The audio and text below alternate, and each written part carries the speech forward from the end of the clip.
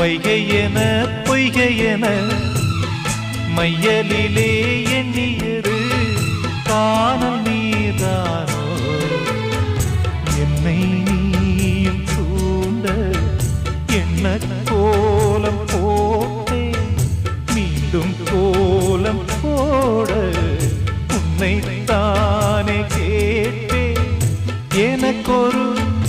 அடைக்கலம் வழங்குமோ இதயமே அன்பேவா அருகிலே என் வாசல் வழியிலே